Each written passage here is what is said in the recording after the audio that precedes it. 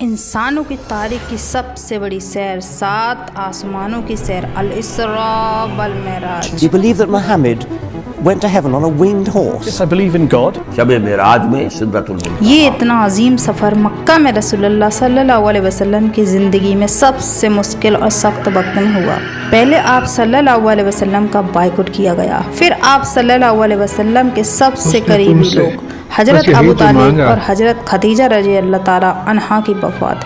پھر طائف میں آپ صلی اللہ علیہ وسلم کو اتنے پتھروں سے مارا گیا کہ جوتے خون سے بھر گئے. سب سے بڑی بات، مکہ میں آپ صلی اللہ علیہ وسلم کی ناگرکتا بھی ختم کر دی گئی، اور جب آپ صلی اللہ علیہ وسلم مکہ میں کسی اور کی پناہ میں رہ رہے تھے، اللہ نے اسی سب سے مشکل ٹائم میں آپ صلی اللہ علیہ وسلم کو انسانوں کی تاریخ کی سب سے بڑی سیر کرائی، 7 آسمانوں کی سیر.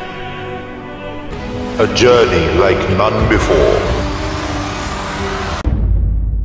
یہ 7 آسمانوں کا سفر نبوت کے 11ویں سال میں ہوا، which means بالکل بیچ میں، اور یہ سفر رسول اللہ صلی اللہ علیہ وسلم کی زندگی کا ٹرننگ پوائنٹ تھا. 7 آسمانوں کے اس سفر سے پہلے آپ صلی اللہ علیہ وسلم مکہ میں بہت سخت زندگی گزار رہے تھے، لیکن اس سفر کے سیدھے بعد آپ صلی اللہ علیہ وسلم نے مدینہ میں ہجرت فرمائی، جہاں ایک لیڈر اور بادشاہ کے طور پر ان کی زندگی بالکل بدل گئی. ایک دن مکہ میں آدھی رات کو جبرائیل آپ صلی اللہ علیہ وسلم کو براق پر مکہ سے یروشلم بیت المقدس کی طرف لے گئے. یہ براق نام برق سے نکلا ہے، اس کا مطلب ہے لائٹننگ، اور ہو سکتا ہے اس کا یہ نام لائٹننگ اسپیڈ کی بھی وجہ سے بھی ملا ہو. بیت المقدس میں آپ صلی اللہ علیہ وسلم نے سارے پیغمبروں کی امامت کی، اور وہاں سے جبرائیل علیہ السلام کے ساتھ آپ صلی اللہ علیہ وسلم پہلے آسمان کی طرف روانہ ہوئے. پہلے آسمان کا دروازہ ان کے لیے کھولا گیا، اور یہ دروازہ ہمارے دروازے جیسا نہیں تھا. پہلے آسمان میں آپ صلی اللہ علیہ وسلم کی ملاقات آدم علیہ السلام سے ہوئی. ان کے لیفٹ سائڈ میں جنت کے لوگ اور رائٹ سائڈ میں جہنم میں لوگ تھے. آدم علیہ السلام دنیا کے پہلے انسان تھے، اور دنیا کے سارے انسان انہی کی اولاد ہیں، اور آدم علیہ السلام کا ذکر قرآن میں 25 دفعہ ہوا ہے. آپ صلی اللہ علیہ وسلم نے انہیں سلام کیا، انہوں نے سلام کا جواب دیا، اور آپ صلی اللہ علیہ وسلم دوسرے آسمان کی طرف روانہ ہوئے. وہاں ان کی ملاقات عیسیٰ اور یحییٰ علیہ السلام سے ہوئی. عیسیٰ اور یحییٰ علیہ السلام ایک دوسرے کے کزن تھے، جنہیں کرسچینٹی میں جیزس اور جان دا بیپٹسٹ کہا جاتا ہے. یہ دونوں پیغمبر آج سے 2000 سال پہلے رومن امپائر کے اسٹیٹ فلسطین میں پیدا ہوئے، اور ان دونوں کزن کی زندگی بہت ہی مشکل حالات میں گزری. حضرت یحییٰ علیہ السلام کو ایک ظالم حکمران نے شہید کر دیا، اور ان کی شہادت کو آج بھی لوگ کربلا میں امام حسن کی شہادت سے کمپیئر کرتے ہیں.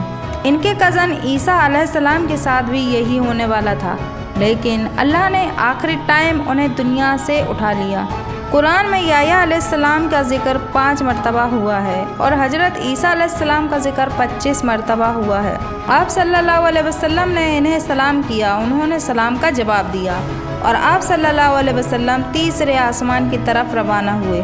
وہاں ان کی ملاقات یوسف علیہ السلام سے ہوئی. یوسف علیہ السلام آج سے لگ بھگ 3600 سال پہلے فلسطین میں پیدا ہوئے، اور ہم سب جانتے ہیں کہ کیسے وہ وہاں سے ایجپٹ، جو اس زمانے کا سپر پاور ہوا کرتا تھا، وہاں کے وائسرائے اور بادشاہ کے بعد سب سے طاقتور وزیر بنے. یہ ایسا تھا کہ آج کوئی UK کا پرائم منسٹر بنے. یوسف علیہ السلام کا ذکر قرآن میں 27 مرتبہ ہوا ہے، اور یہ واحد پیغمبر ہیں جن کی ڈیٹیل قرآن میں بائبل سے بھی زیادہ ہے. آپ صلی اللہ علیہ وسلم نے انہیں سلام کیا، انہوں نے سلام کا جواب دیا. آپ صلی اللہ علیہ وسلم جبرائیل علیہ السلام کے ساتھ چوتھے آسمان کی طرف روانہ ہوئے.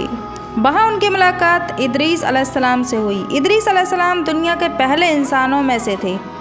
آدم علیہ السلام اور سیت علیہ السلام کے بعد ادریس علیہ السلام کو انسانوں کا تیسرا نبی مانا جاتا ہے، اور دنیا میں سب سے پہلے ظلم کے خلاف جہاد انہوں نے ہی کیا تھا.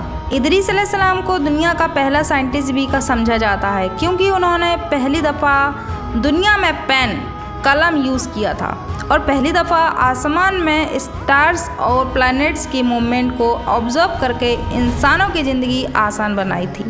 ادریس علیہ السلام کا ذکر قرآن میں 2 مرتبہ ہوا ہے. آپ صلی اللہ علیہ وسلم نے انہیں سلام کیا، انہوں نے سلام کا جواب دیا، اور آپ صلی اللہ علیہ وسلم 5ویں آسمان کی طرف روانہ ہوئے. वहाँ आप सल्लल्लाहु अलैहि वसल्लम की मुलाकात हारून अलैहिस्सलाम से हुई। जब मूसा अलैहिस्सलाम पैगंबर बने तो उन्होंने अल्लाह से दुआ की मेरे भाई हारून को भी इस मिशन में शामिल करें। तो इस तरह हारून अलैहिस्सलाम भी पैगंबर बने।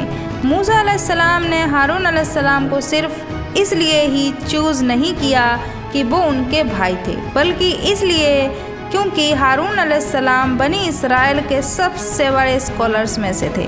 मूसा अलैहिस्सलाम बचपन से फ़िरौन के घर में पले बड़े थे, जिसकी वजह से उन्हें बनी इसराइल की किताबों और स्क्रिप्चर्स का इतना इल्म नहीं था। तो उन्हें एक ऐसे शख्स की तलाश थी जिसके पास इन सारी चीज़ों का इल्म हो। वो थे हारून अलैहिस्सलाम।